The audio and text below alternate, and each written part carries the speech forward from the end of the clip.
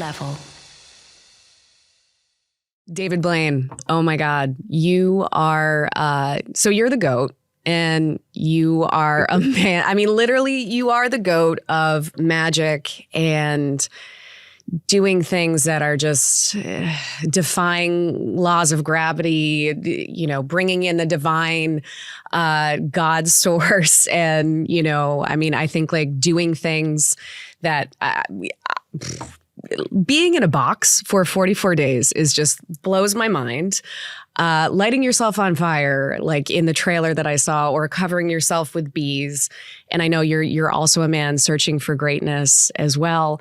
You've like defied the laws of gravity. So I have so many questions.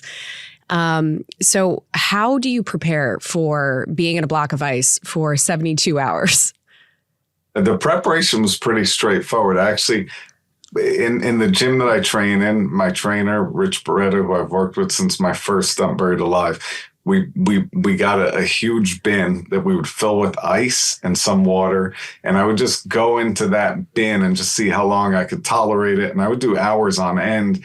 And then I went up to Nyack and we built like in an ice locker, we'd build like an ice house. And I would stand in it and see how much I could endure before it became too overwhelming. And then slowly we started to work it out. And then eventually we went to Times Square, and it was at the end of November, but it was a warm November. So the air pumping through was, I think, like 68-degree air, room temperature air. But the ice that was radiating against me, I think that's what caused me to start to hallucinate 55 hours in. But it was a slow process of building up tolerance step by step, and then me estimating how far I could go.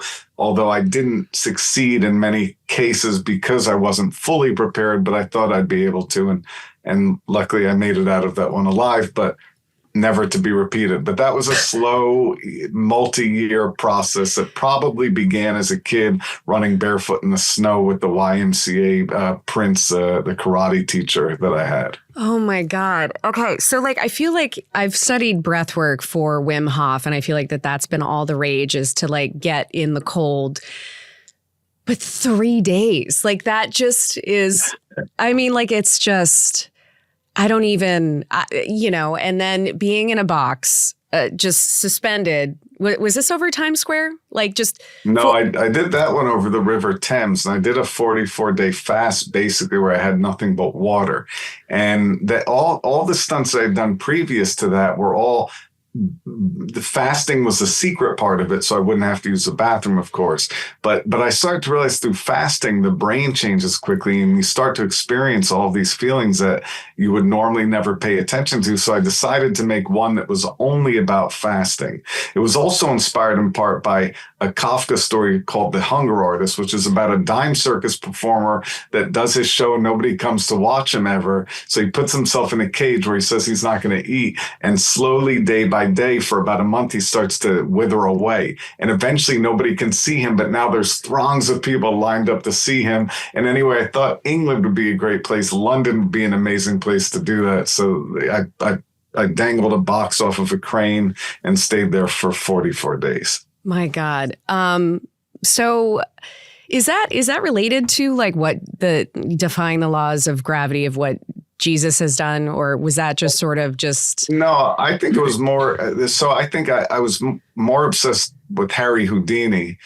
I think that was like my childhood kind of hero. I didn't have a dad as a kid growing up. So these magicians of the past, I would look at their images and their posters, and I would be amazed by what they were doing. I started to read up about these people, and I realized, oh, wait, Houdini really is defying death. He really is getting chained up and thrown into a river. He really is holding his breath for 3.5 minutes. So eventually, as a kid, I started to work up a resistance, and I started to realize that just the mind overriding the body was what I loved most about these performers, which is exactly what I love about this series, which is I'm searching the world for people that have pushed themselves to the breaking point, past the breaking point, and have worked on these skills that seem like magic because they've put thousands of hours of work into this one moment that suddenly you're in complete astonishment watching. And I was, for the first time, I'm the audience that I normally do magic to. They're doing it to me, and I'm the one running away and screaming.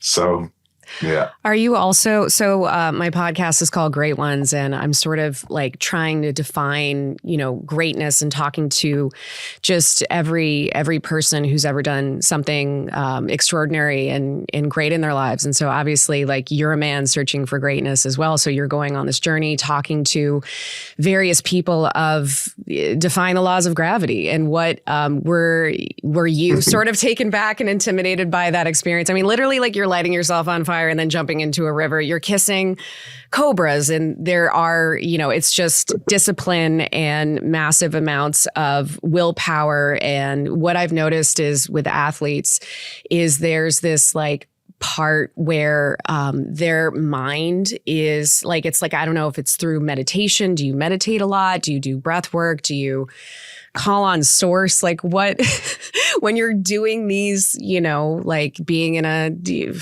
for 44 days, I mean, that's a next level. I'm on the brink of death. And this is sort of what the people that you're meeting, they're also, doing the same. So how, what did you discover on this quest of greatness?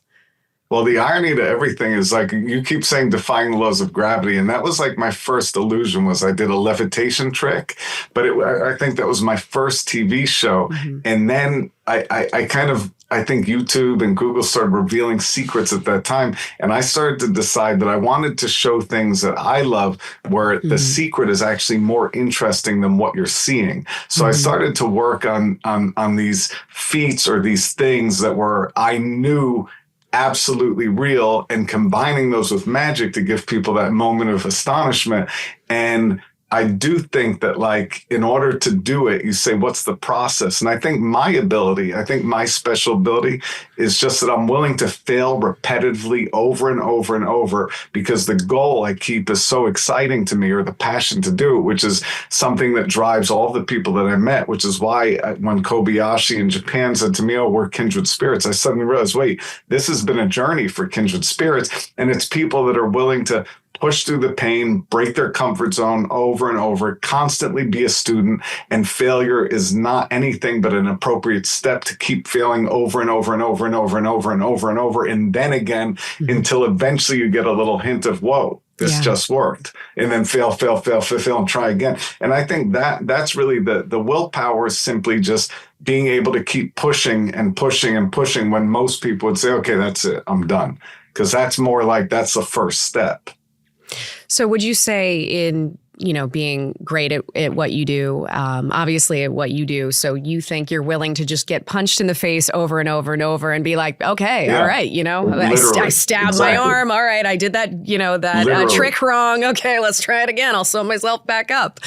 Is that literally exactly that? When I was a kid, I remember we were all playing basketball. I was like 12, and somebody started a fight with me. And he actually just kept punching me in the face, and I just kept taking it. Eventually, he quit. And I was fine, right? Because I was moving with it. I didn't know, but I didn't know how to really fight, but I knew how to take pain pretty well through what you said. It started as a kid trying to hold my breath, and I was underwater, and I would hold my breath. I'd hold the ladder underneath, and when most people felt like it was enough, I would just keep going. And then I started to learn that, like, oh, your mind can override your body in extreme ways. And I have to say, it's the same thing with a deck of cards. It's like when I'm always playing with cards, but shuffling a deck of cards, working on a move over and over and over, and the cards keep falling, and it's frustrating. It's the same as working on any of the skill sets that I love. So it is that passion, that drive, and then that repetition, I think that makes the people I've found all over the world perform skills that seem impossible. So I'm still going back to this because it's just blowing my mind. Like, even, and I know you have this amazing show, which I'm obviously going to watch because it's just, I think the crazy level of stunts that, this is it's extraordinary, and it's showcasing greatness of humanity, of like what people can do with their minds. When you get to those like pain points, do you use like self-hypnosis, or, have you learned that? Or is that just sort of like you are just pushing through like 44 days in this box? Like when it gets, people were going through pandemic and losing their minds. And I feel like for, you literally had, you were there. At what point what are you saying to yourself to get through those moments? So when I was in the box for 44 days, literally, I kept writing. I had a journal and a pen, and that's it. No toothbrush, nothing. But I kept writing over and over. Everything is perspective, and boredom is a choice. And I would use numbers to break down my time in there. And I also knew the beginning and the end, which made it more feasible. And I knew, I have to drink 4.5 liters of water a day. That was the amount that I worked out. And I would slowly drink it throughout the day. But everything was actually based on numbers, and it was methodical, and it helped me get through. And then the surprises that occurred, whether somebody would come, and I actually developed friendships with people that I didn't even speak to, and they would walk up, wave, and like we'd both be emotional and moved, or you'd have somebody come that would give me the middle finger, and I would start to laugh, and it would distract me, and suddenly an hour was gone, and that person would continue to come over and over, and eventually we became friends, and then like I had communications. So there's so many things that occurred that like help you get through something that you would never anticipate. But I think the main part of it is just is slowly taking a step, then another step. And I don't start jumping from 100 feet into cardboard boxes. I actually started at 2 feet, then 3 feet, then 4, then 5, then 10, then 15, then 20, then 30, then 40. So it's a slow learning process, so you feel comfortable each step along the way. And the other thing that I was taught is once you decide to do something, you commit wholeheartedly. Once you say you're going to jump, you count down 3, 2, 1, go, and you go. If you start to second guess yourself, then you'll never do the jump, or something will go wrong. And what inspired? Sorry. Go ahead. No, I was going to say, so those are some of the lessons that I've learned throughout, and I think that's like those have been very relevant to everything that I do.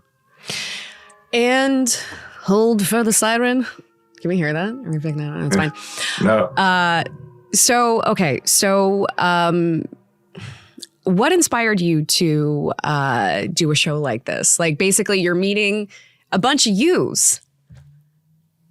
Right. And normally I meet these incredible people and I work on something for years, and we don't really show the work part of it. I just show the end result, which is the magical part. But it was amazing to be able to highlight these performers from all over the world that do these incredible skills that I obsess over. So being a student, learning from them, seeing what they do, getting a glimpse into the world and showing the process and allowing me to be the guy running away screaming. It was a little out of my character, but I was excited to do it because I couldn't wait to meet all of these people and travel the world and see them. So it was kind of like a travel show meets Search for Magic meets, that's awesome. Everything that I love about the history of magic, because these are people that I would only read about in the past, these types of performers. Yeah. When did you run away screaming? What was your moment that you're like, I can't do it, I'm out? Oh, when you watch the show, it's all over the series. I'm like freaking out nonstop and screaming and amazed the whole way through. And there's so many of those that you don't even see, but in the series, there's so many moments where I'm just blown away that somebody's able to do this, because it also, what I love in magic is when things completely make you rewire the way you think. So when somebody does something, I'm saying, wait, how is that possible? Or how can he do that without hurting himself? Or how can he do this? Or how can she move in the air this way? That's the stuff that's most intriguing to me, and that's what I search for. And so you put a knife, like, how they put the, breathing fire, the, knife up your nose. No, he did took it a hurt? serrated steak. He took a serrated steak knife and he pushes it all the way into the back of his head. And again, they're giving me a sneak peek into a world. These are techniques that they've passed down for generations, or they've slowly developed. And I had done things where I hammer nails into my hand, so I understood a little. But when I saw him do it, I've never seen this before. We were in Hosinia, which is the biggest favela in Rio. And I was like, there's no better place, no better time. So I did it slowly and carefully with him. The reason the show is called Do Not Attempt is because I don't want anybody to try any of these things. They are very dangerous. And to prove that point, I did go to an X-ray booth and I showed it so you could see where the thing goes and how close it is to the nervous system. But I trusted him and I learned from him, and it was incredible. And that's part of this whole series, is me basically trusting these masters, these teachers, and knowing that they're going to make sure that everything is okay. Wow. That's amazing. And did you, by any chance, with the snake, did they have something, the cobra, and you kiss the top of that, the snake's head? Did you? King cobra, yeah. The king cobra. Did you have was there we have the, whatchamacallit? The anti-venom. The anti-venom? The anti-venom? Was that, or it's like, you have to drive in like an hour away and you might die.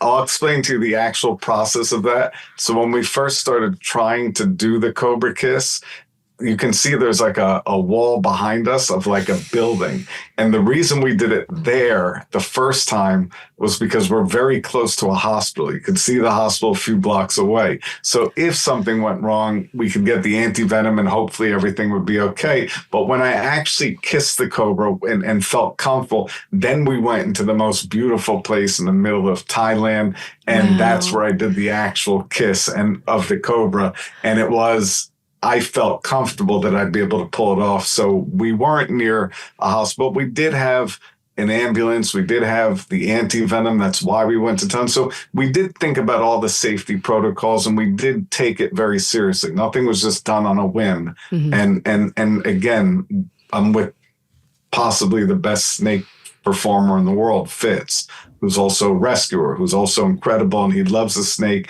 and he loves what he does, but he would not risk everything if something went wrong with me. So it was a team that I felt very comfortable with.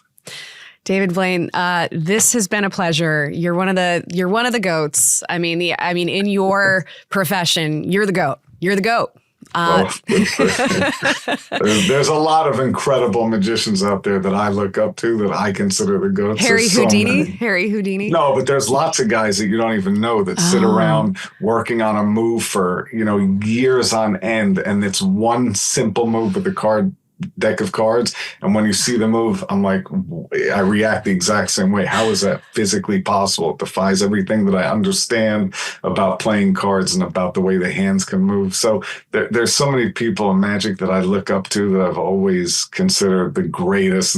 And yeah, it's amazing to be able to search the world to find those type of performers or people. And many of them aren't performers. Many of them do it because it was passed down from generations. Many do it for their faith. And it's been an incredible 3-year journey. Well, this has been a pleasure. Thank you so much. And would love to have you back on and talk more. But my God, you've defied the laws of gravity. And you have my respect, sir. Well, thank you for having me, and very nice to meet you. Very nice to meet you. All right. Thank you. A whole nother level.